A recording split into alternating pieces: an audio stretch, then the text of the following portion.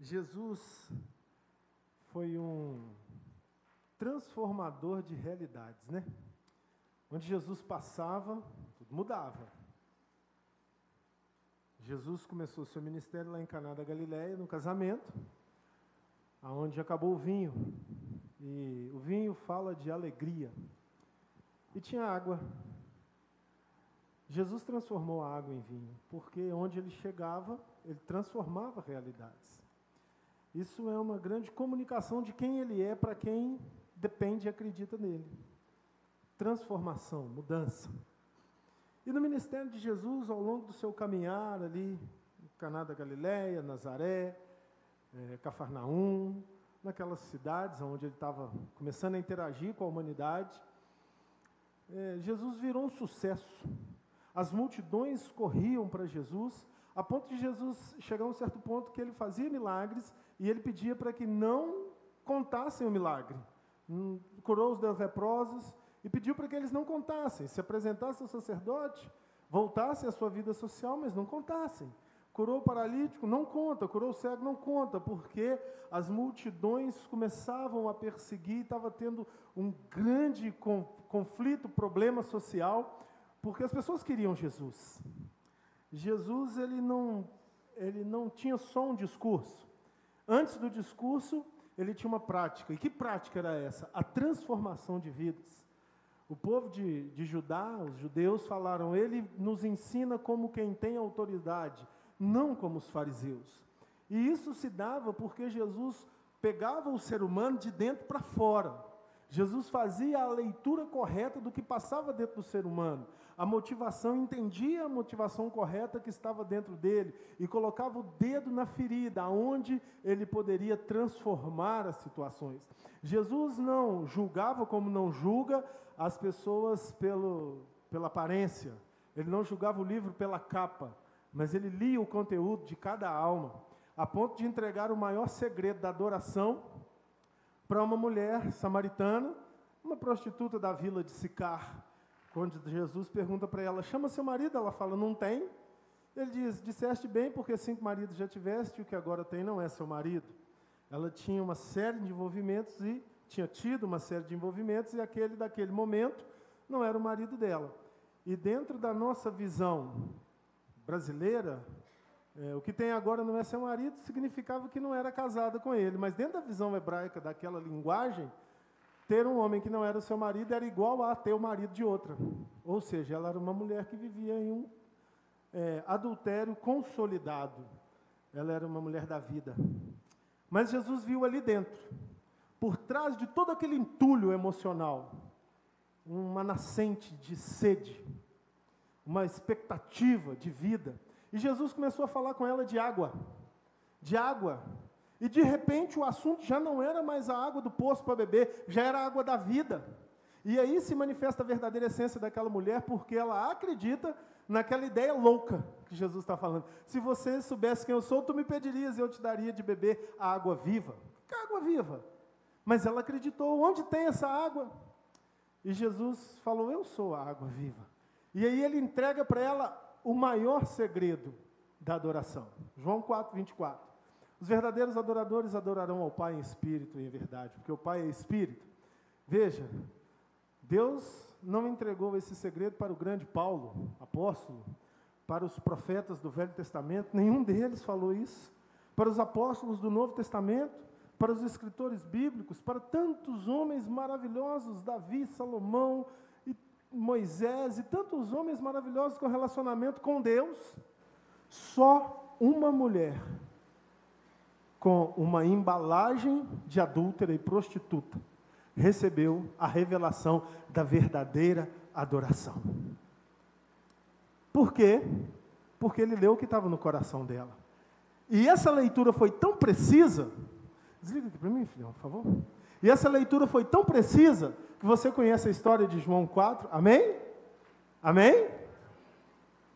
Depois daquela conversa, o que a mulher samaritana faz? Ela vai para a cidade de Sicar, e evangeliza a cidade toda, e volta com a cidade toda atrás dela.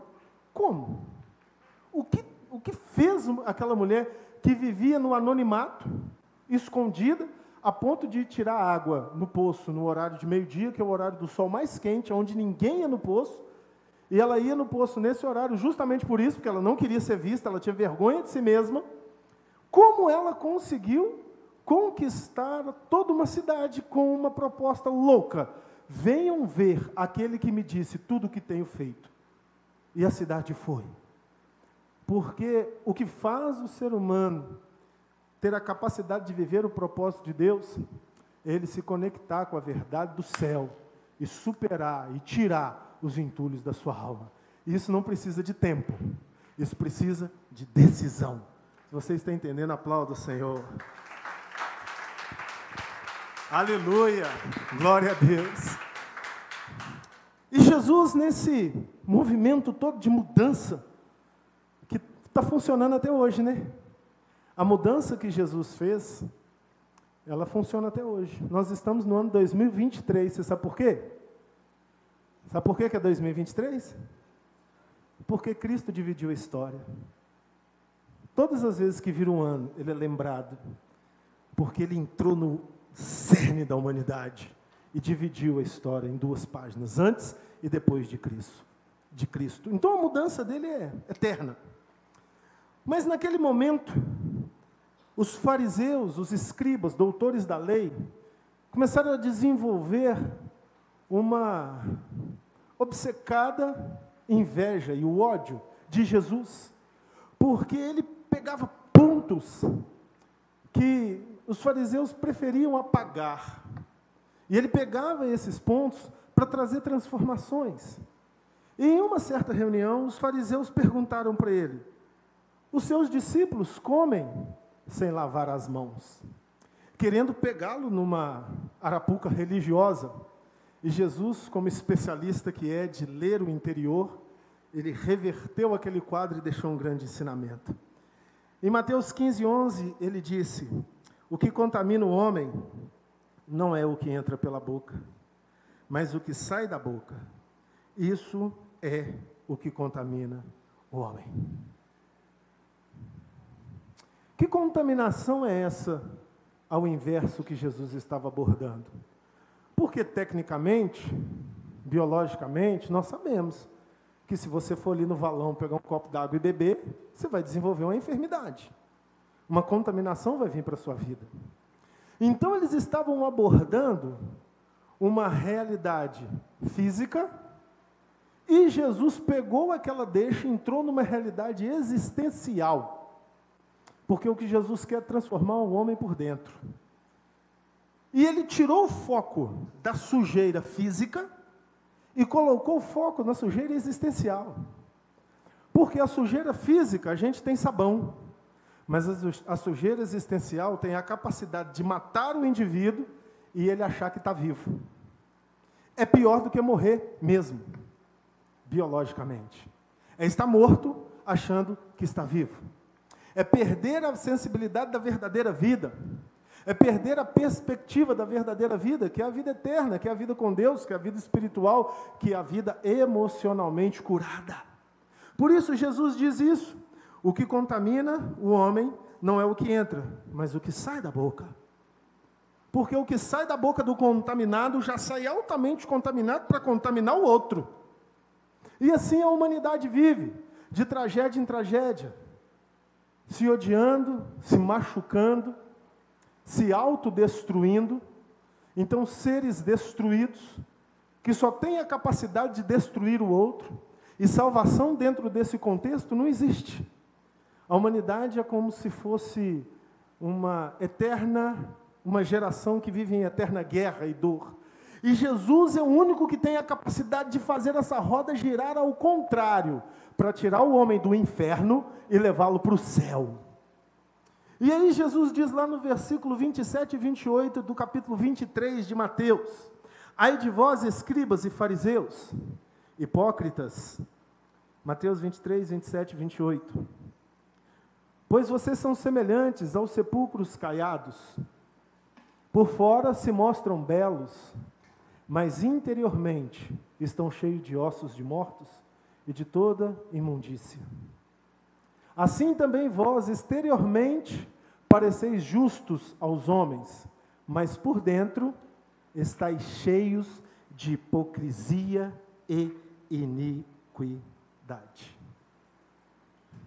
Jesus continua no conceito, usando os fariseus como uma carta de denúncia.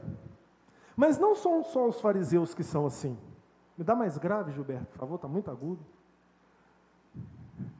Não são só os fariseus que são assim. É todo ser humano. E a única expectativa que o ser humano tem de transformação começa em transformar a si mesmo. Então ele pega os fariseus e diz: vocês são um sepulcro caiado.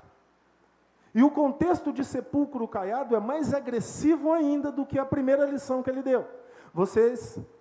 O que vocês comem não é o que contamina, mas o que contamina é o que sai. E aí ele afirma: aí dentro de vocês tem morte.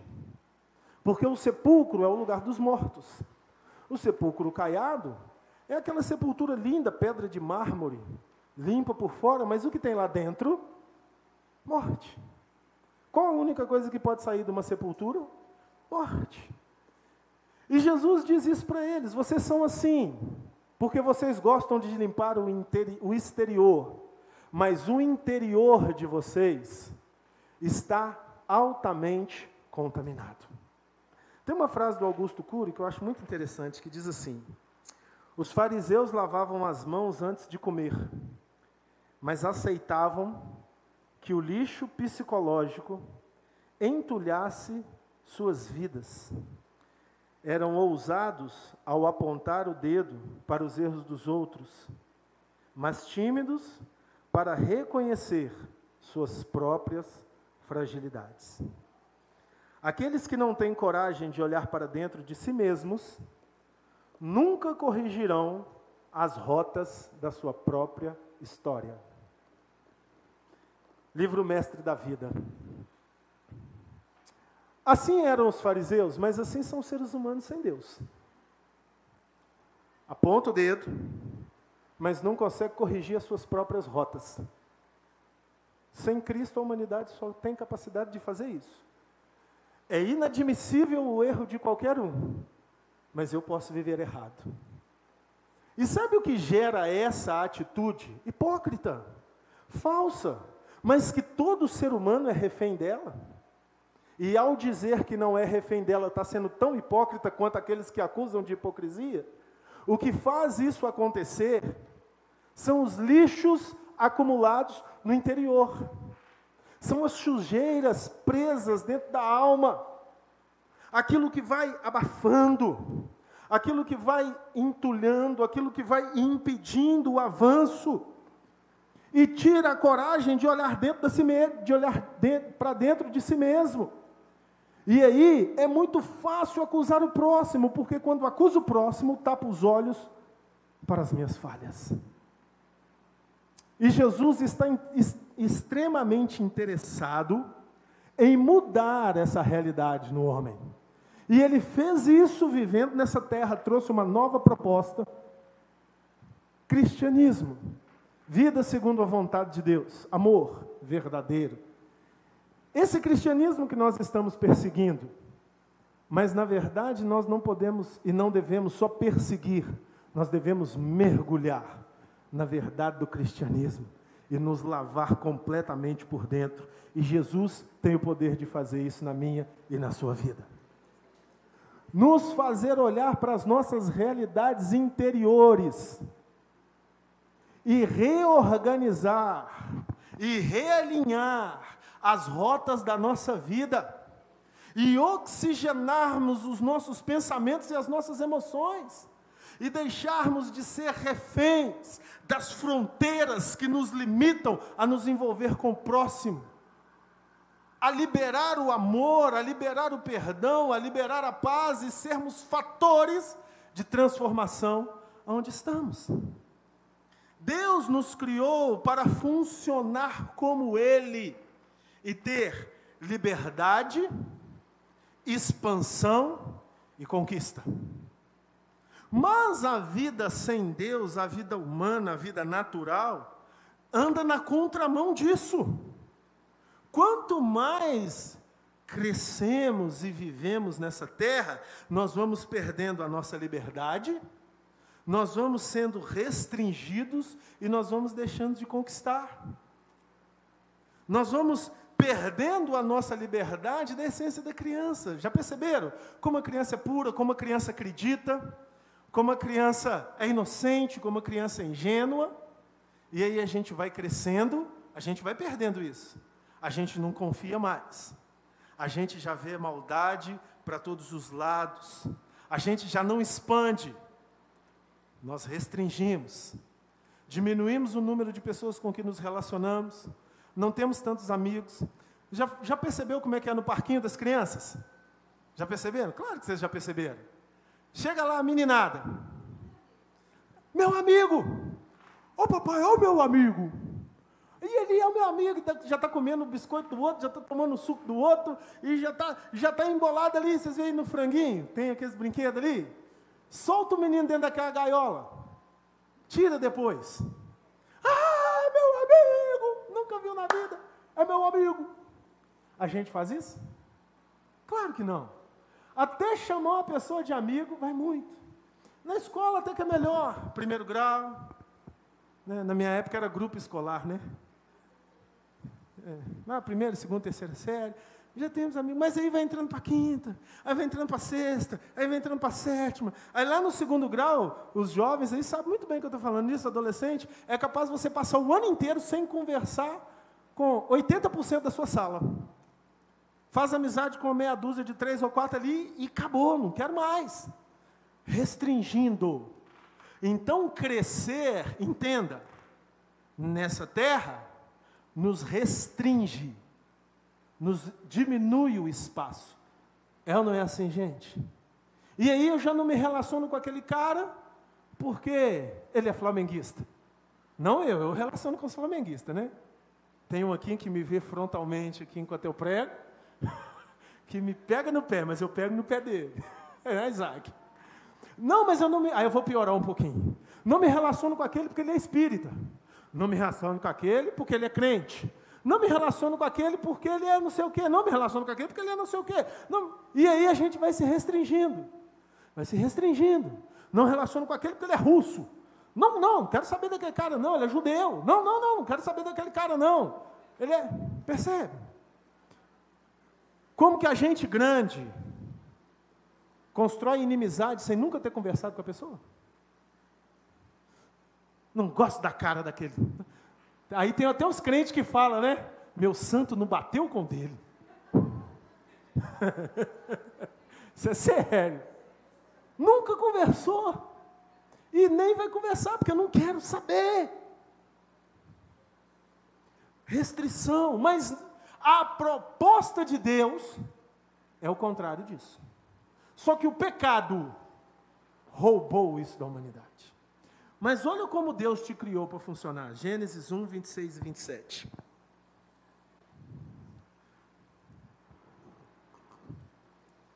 Também disse Deus: façamos um homem à nossa imagem, conforme a nossa semelhança. Tenha ele domínio sobre os peixes do mar, sobre as aves dos céus, sobre os animais domésticos, sobre toda a terra e sobre todos os répteis que rastejam pela terra. Criou Deus, pois, o homem à sua imagem, a imagem de Deus o criou. Homem e mulher os criou. 3 coisas nós observamos nesse texto. Primeiro, Deus nos criou a imagem e a semelhança dele. Segundo, Deus nos criou para ter domínio sobre toda a natureza. Terceiro, Deus nos criou para termos transferência de relacionamento com o nosso semelhante. A palavra diz: domine sobre os animais, sobre as plantas, mas não domine sobre o outro homem. Então, o nosso relacionamento é um relacionamento de entrelace. Sim, tem que ter respeito, tem que ter autoridade, tem que ter ordem em várias esferas, mas tem que se entrelaçar. Deus, Jesus e o Espírito Santo funcionam com sintonia perfeita. E nenhum desrespeita o outro. Essa é a ideia de Deus. Sintonia perfeita para a humanidade. Funcionar como Deus. A nossa semelhança com Deus não está na aparência física. Deus não tem um corpo físico, Ele não precisa disso. Deus é espírito, Ele está acima disso. Mas nós temos o corpo. Então, qual a nossa semelhança com Deus? Os cabelos negros, castanhos, loiros, os olhos, a cor da pele? Não. A nossa semelhança com Deus está na essência, no funcionamento. Só que o pecado roubou isso da humanidade. A humanidade parou de funcionar como Deus. Por isso a humanidade conseguiu só se diminuir. Eu falei semana passada sobre as nossas fronteiras. Que todos nós, como seres humanos, temos fronteiras. Quem lembra disso aqui? Sabe o que diminui ou aumenta a sua fronteira? É o que você armazena dentro de você. Preste atenção nisso. Quando nós somos felizes, nós expandimos. Quando nós estamos tristes, nós diminuímos. Quem aqui quer ver todo mundo, quer brincar com todo mundo aquele dia que está mal? O que a gente quer quando está mal? Ficar sozinho. E até ficar no escuro. É ou não é? É ou não é, gente? E o que a gente quer quando a gente está feliz? Fazer um churrasco. Ir para a praia. Passear, celebrar, comer biscoito, ir para a cafeteria. Estou feliz. Ganhei dinheiro, estou pagando para todo mundo. Percebe que quando nós estamos felizes, nós nos relacionamos mais. E quando nós estamos tristes, nós nos relacionamos menos. Como é que é lá dentro de casa? Você que é casado aí. Quando o marido está naquele dia chato, o que ele quer fazer? Fica olhando para a televisão e trocando de canal. É ou não é, mulheres? A mulher, quando está na tensão pré-monstro. TPM, tensão pré-monstro. O que ela quer? Ficar batendo papo? É, gente? Sim ou não? Não. Então, tristeza diminui, alegria aumenta. E Deus nos chamou para expansão, para o avanço.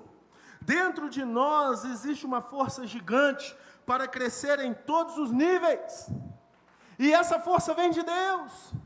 Por isso nós queremos ficar sozinhos quando nós estamos tristes, porque toda tristeza é o anúncio de uma restrição. Perdemos, não conseguimos, o relacionamento está ruim, estou machucado, não consigo perdoar, estou com rancor, não consigo liberar, não foi do jeito que eu quero. A gente vai se restringindo, se restringindo, se restringindo, e entramos na contramão da proposta de Deus para nós. Assim somos nós. E Jesus entrou na humanidade para mudar isso, porque nós acreditamos em mentiras. Nós acreditamos que a nossa alma determina nosso ânimo, nós acreditamos que as nossas conquistas determinam a nossa alegria, a falta das nossas conquistas determinam as nossas tristezas, mas em Cristo até a tristeza salta de alegria. Na presença de Deus, nós passamos por qualquer adversidade nessa vida, entendendo a expansão, mas sem Deus diminuímos. Tem uma frase dos filósofos aí, eu esqueci o nome de quem grifou ela, mas que eu acho muito interessante. Tem muitos que são tão pobres que tudo que tem é o dinheiro. Já perceberam que muitas pessoas, quanto mais dinheiro tem, mais mesquinhas são? Desvalorizam o próximo, desvalorizam o que é excelente, em nome do que é bom, porque a pobreza é essencial. E é essa pobreza essencial, fruto de uma crença na mentira do diabo, que Jesus entrou na humanidade para dizer, pode ser diferente. E olha o que Isaías, capítulo 54, 2 e 3, diz para mim, para você: alarga o espaço da sua tenda. Estenda-se o toldo da tua habitação, e não o impeças. Alongas as tuas cordas, firma bem as tuas estacas. Porque transbordarás para a direita e para a esquerda. A tua posteridade possuirá as nações, e fará que se povoem as cidades assoladas. Sabe qual é o entendimento correto disso à luz do cristianismo? Jesus nos deu a capacidade de conquistar todas as pessoas por o amor dele. Esse texto, ele não fala só de material, não. O material, sim, alargas, expanda, prosperarás, amém, que isso tudo venha para nós. Mas a verdade essencial desse texto é que eu e você, vivendo o amor de Cristo, nós não vamos diminuir as nossas fronteiras, nós vamos expandir as nossas fronteiras. Nós vamos alcançar todas as nações, todos os seres humanos, todas as pessoas, não para nós, mas para o amor que nos invadiu, que nos conquistou, que nos transbordou, que nos feito livres. Alargar as suas fronteiras é limpar o seu interior. Alargar as suas fronteiras é ser tão curado a ponto de responder com boas palavras àquele que te agride. Alargar as suas fronteiras é ser tão curado a ponto de ser capaz de perdoar o próximo e entender que assim como você quer ser perdoado, você deve perdoar.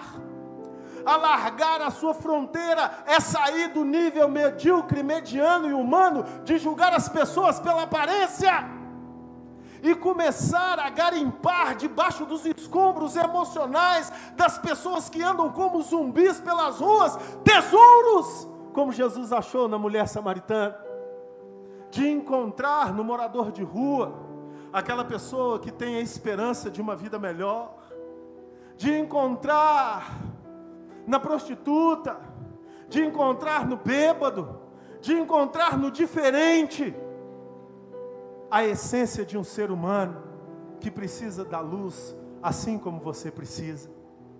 Isso quebra o orgulho da religiosidade. Isso nos coloca em níveis de igualdade com o nosso próximo. Isso nos faz semear o amor e não o ódio.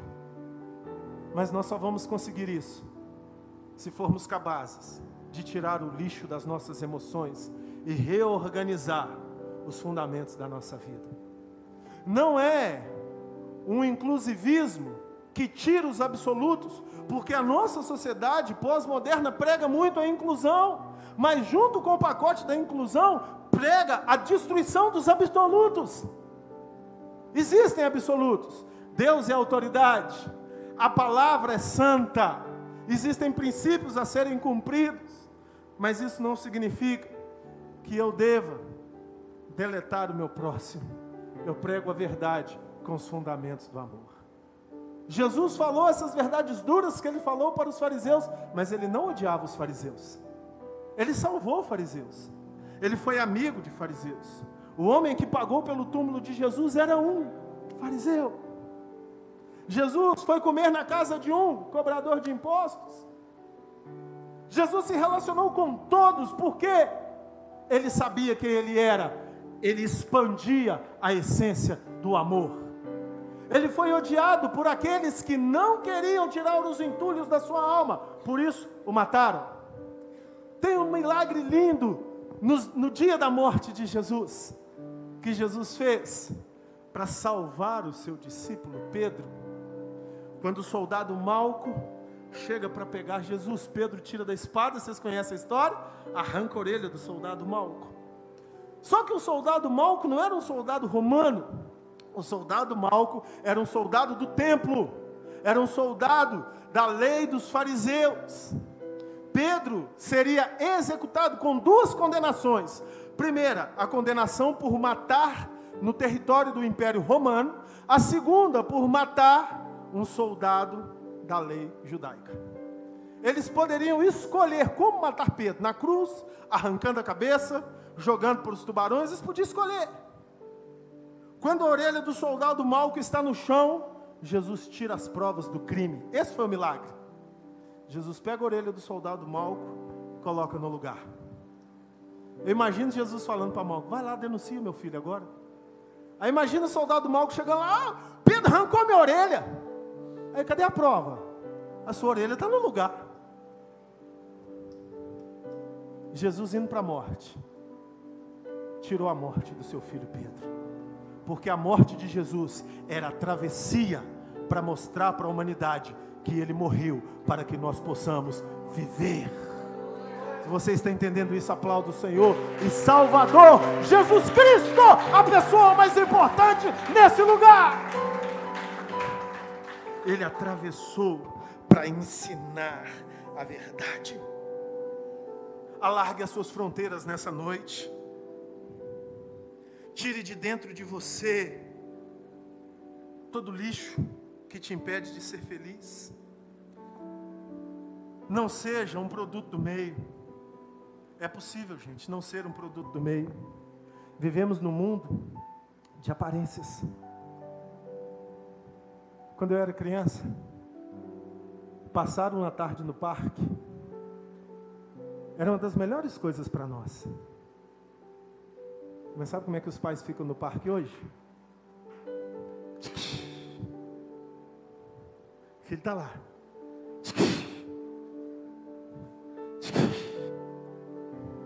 Nossa geração é mais importante postar foto do que viver o momento. Passa a tarde inteira com o filho, postando, mostrando o filho, mas não curtiu o filho.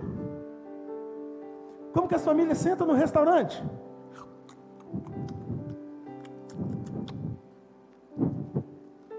Já viram? Já viram isso? Outro dia eu passei na pizzaria, tinha uma mesa. Deviam ser primos, uns 12, tudo parecido. Uns 12. Todos calados no celular. E a pizza lá no meio, estava cortada em quadradinho. Talvez aqueles ali, um devia ter vindo de São Paulo, outro devia ter vindo do Rio, outro devia ter vindo de Minas. Era fim de ano. Ninguém conversava com ninguém. Essa é a nossa geração, gente. Essa é a nossa geração.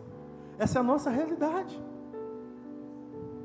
Nós só podemos agir diferentes na nossa geração se nós entendermos essência e fundamento. Senão a gente vai agir igual.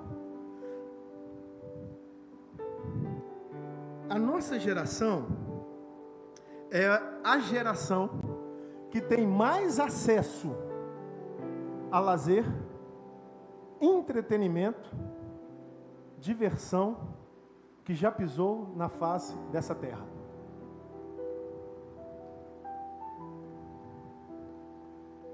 Sabe como é que seu pai falava com sua mãe, Ives? Sabe como é que seu pai falava com sua mãe? Ele escrevia uma carta, jogava perfume, fechava o envelope, passava cola, comprava selo na banca, ia lá no correio e botava a carta. Ficava esperando. Aí ela lia a carta, respondia para ele, colocava perfume, colocava selo, mandava para ele. Hoje em dia a gente fala assim: o romance dos jovens, qual é? E aí? Vão? Esse é o romance? A apóstola Dani uma vez comprou uma bobina de fax. Quem lembra das bobinas de fax? Foi bobina de fax? Escreveu: eu te amo, eu te amo, eu te amo, corações. Aquele negócio devia ter, sei lá, uns 300 metros. Chegou na escadaria, eu estava assim com ela, bonito que sou, galã que sou. Ela... Por isso que está casada há quase 30 anos. Juntando namoro e tudo. Os meninos de hoje, gente, não estou detonando vocês não. Só comparando. Não lembra mais como é que escreve. Não tem mais você, é VC. Não tem mais beleza, blaze. Diminuiu. Espera aí, não era para aumentar? Diminuiu. Sabe qual é o resultado da geração que tem mais acesso a lazer, entretenimento e diversão que já pisou na face da terra? Sabe qual é o resultado da conta? É a geração mais depressiva, angustiada que pisou na face da terra. Menino de 10 anos, na minha idade, quando eu era menino, tirava bicho de pé, queimava a ponta da agulha, tirava bicho de pé, colocava sabão dentro. Vocês lembram? Você lembra, Adriano? Você lembra? Colocava, brincava, ia para o mato. Hoje em dia, pega uma agulha com a ponta queimada para você ver. Vai correr léguas, tipo, não, vai te meter um processo. Tem acesso? Tem acesso. Né, Isabela? Né, Luísa? Tem acesso. Diminuiu. Os consultórios de psiquiatria atendem crianças de 7 anos, 6 anos, 5 anos de idade. Como? TDAH, um monte de diagnósticos que a gente tem hoje, que são diagnósticos, na nossa época a gente nem sabia que existia. Olha como é que tratava. E para a rua, jogar bola, chegar em casa todo sujo, suado. Sabe o que é isso? É a diferença entre o relacionamento humano e o relacionamento a favor do humano, individual. Não tem mais troca, não tem mais interação, não tem mais conexão, tem egocentrismo, tem empoderamento, tem orgulho, tem triunfo, tem dinheiro, tem recurso, tem viagem de férias para a lua, mas não tem mais liberdade. A roda girando, no sentido da humanidade pura e simples, sem Cristo. Mas quando Cristo entra, não importa a geração, a atitude de amor liberta a alma do cativo. Liberta o peso do sobrecarregado. As pessoas estão tão entulhadas de arrogância, ódio, inveja, tristezas, decepções, amarguras, ciúmes, soberbas, vaidades, que não tem mais a capacidade de abrir mão de nada. Às vezes vem um ser humano quase morrendo e não tem a capacidade de perguntar: sobreviveu? Mas tem a ganância e a obsessão de perguntar: quem vai pagar a conta? Assim é a humanidade sem Cristo.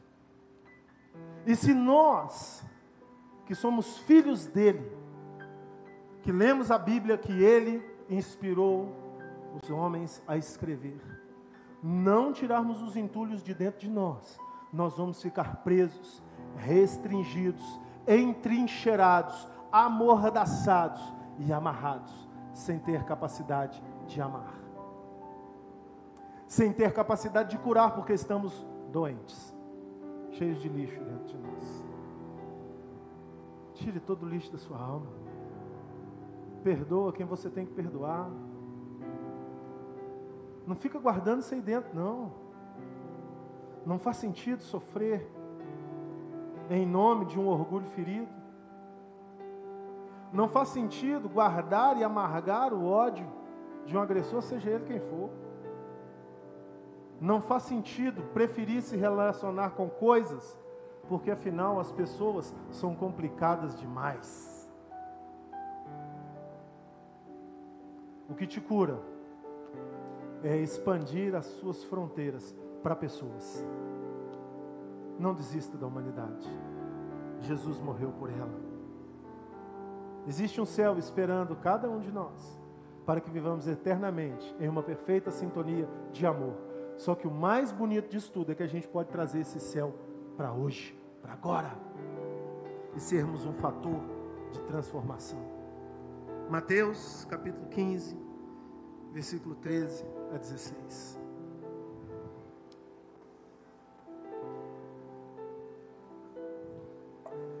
Vós sois, vocês são o sal da terra.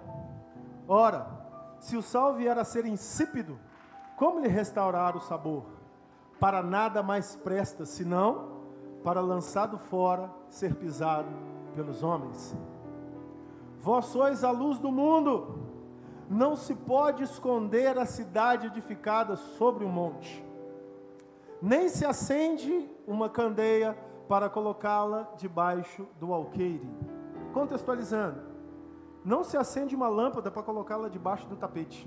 Uma lâmpada tem que ficar em cima para iluminar. Mas no velador e alumia a todos os que se encontram na casa. Assim brilhe também a vossa luz diante dos homens, para que vejam as vossas boas obras e glorifiquem vosso Pai que está no céu. Ei, Jesus chamou um povo para ser fator de transformação. Se a geração está escura, você tem luz aí dentro para iluminar. Agora, como essa lâmpada vai poder iluminar se ela está escondida debaixo do tapete? Sabe qual é o tapete que esconde e apaga a sua luz? As angústias, os rancores, o ódio, a frustração, ser produto do meio da sua geração. A nossa geração tem os seus problemas, eu falei deles porque eu sou parte dessa geração, mas há 40 anos atrás tinha, há 80 anos atrás tinha, há 120 anos atrás tinha. A humanidade sempre foi problemática, mas Jesus sempre acreditou em pessoas curadas que podem curar, que fazem a travessia do mar da vida. E pregam o evangelho, e pregam a luz, e pregam o amor, e pregam a verdade, porque a humanidade está em trevas.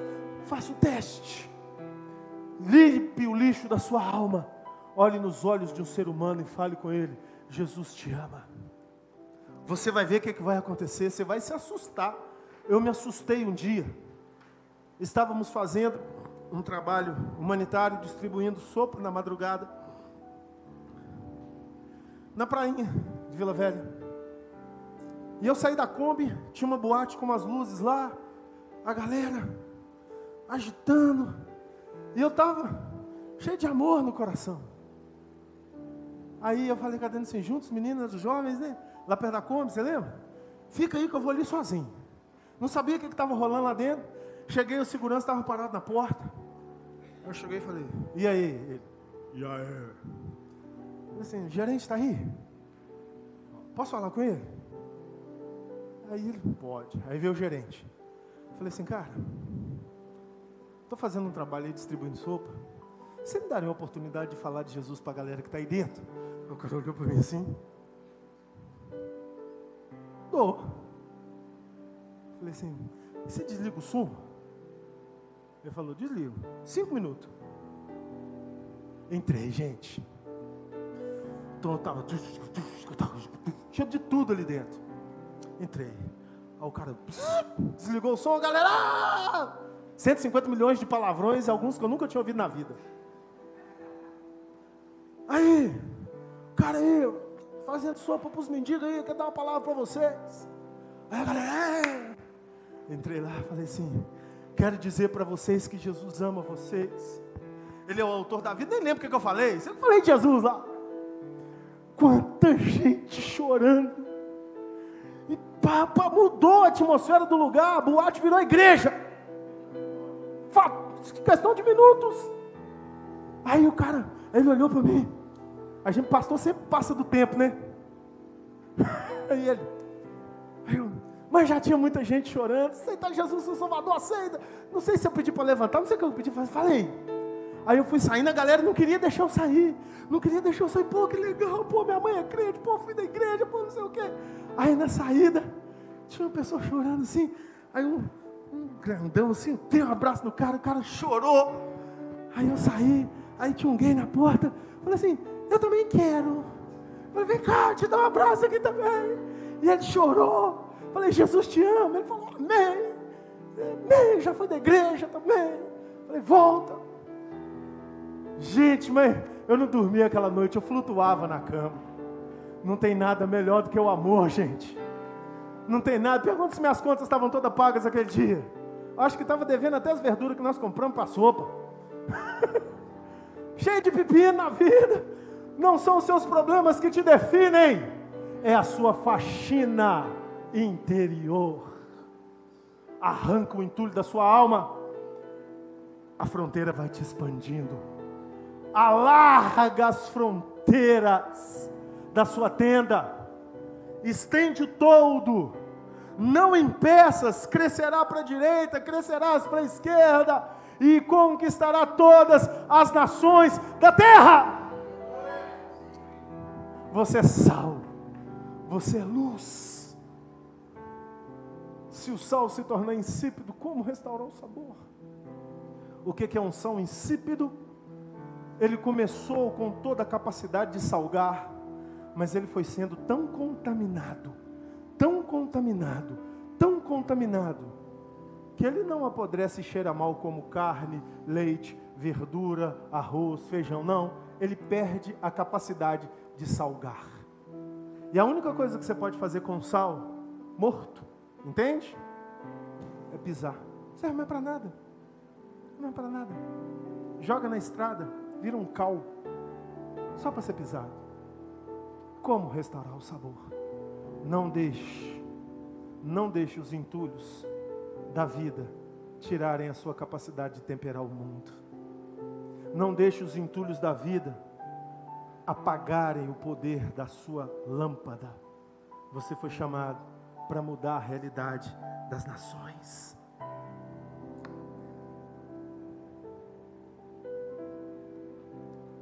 Jesus nos chamou para sermos pontos de convergência. Para Jesus, o importante não é a doença do doente, mas o doente da doença. Deixa eu te explicar isso. Jesus cura qualquer enfermidade, mas o doente precisa crer. Se o doente não crer, ele continua doente. Então o problema não é a doença, o problema é o doente.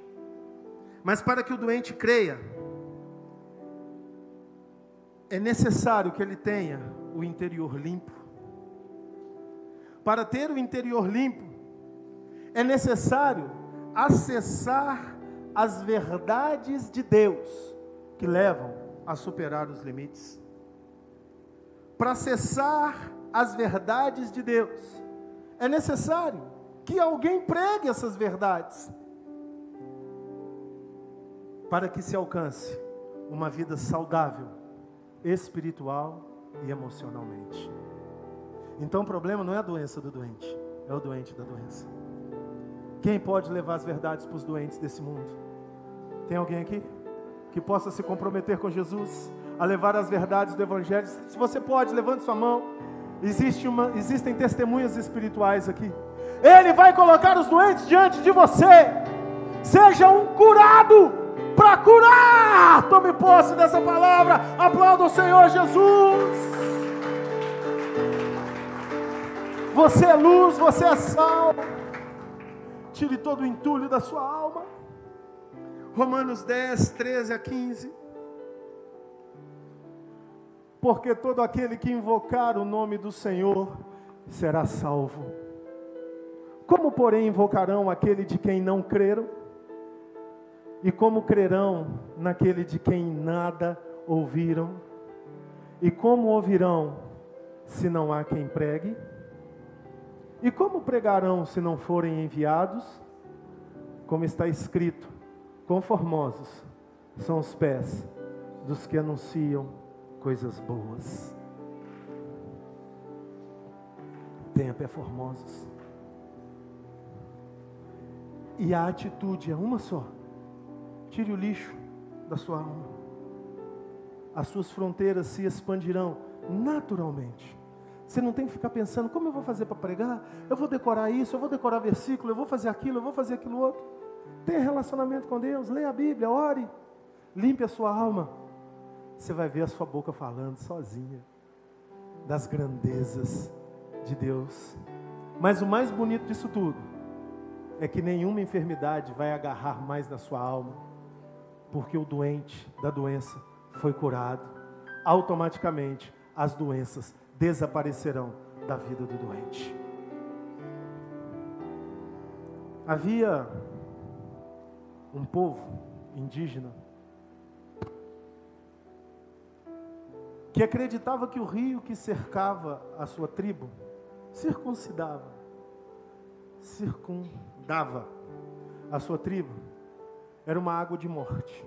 Era uma crença daquele povo. Por isso aquele povo não saía daquele lado da mata, eles só viviam ali.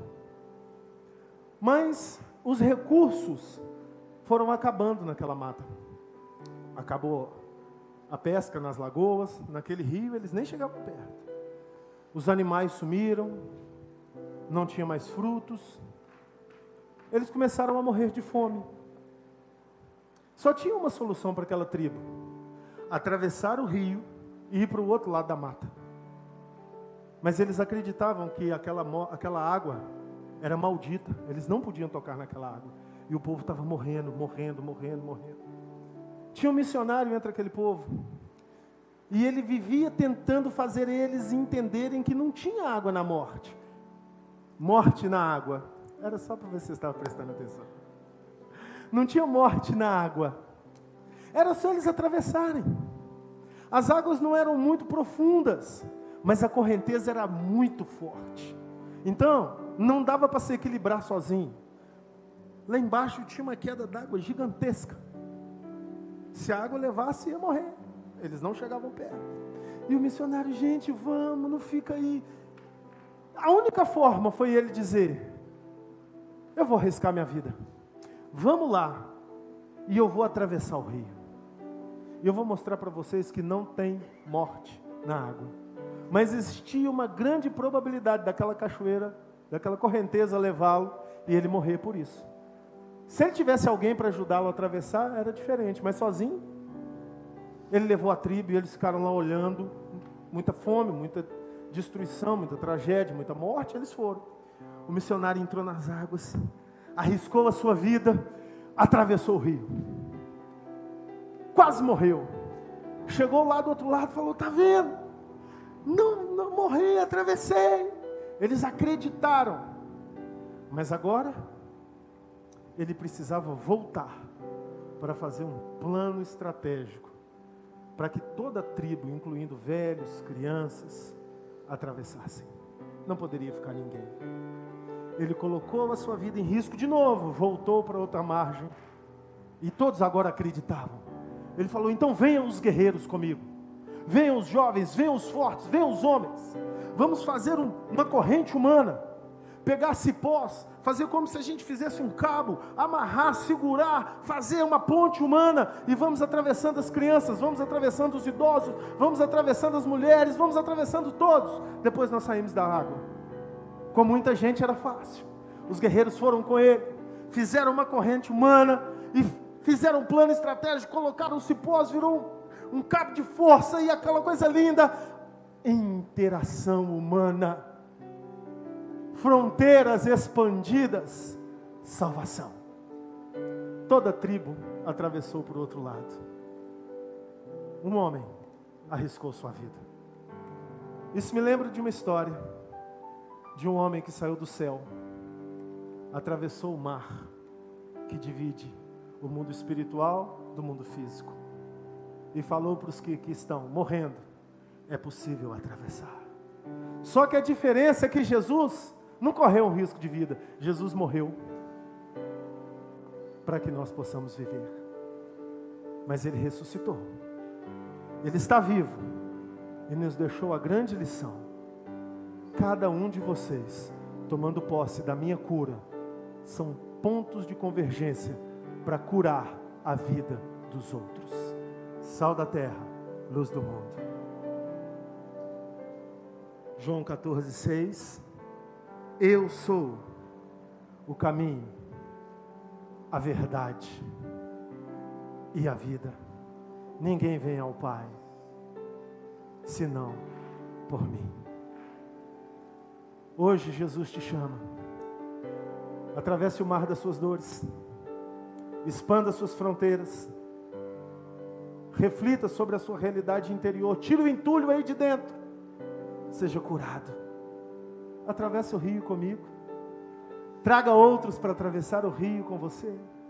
Talvez esse outro é seu irmão, é seu primo, é sua mãe, é seu pai, é seu amigo de faculdade, que pega o ônibus com você, seu colega da rua, está morrendo, viu? Está acreditando que tem morte na água, está indo para o inferno. Cure-se. O problema não é a doença do doente, é o doente da doença. Eu profetizo que ninguém vai sair aqui hoje doente. Todos sairão curados pelo sangue de Jesus, que nos limpa de dentro para fora.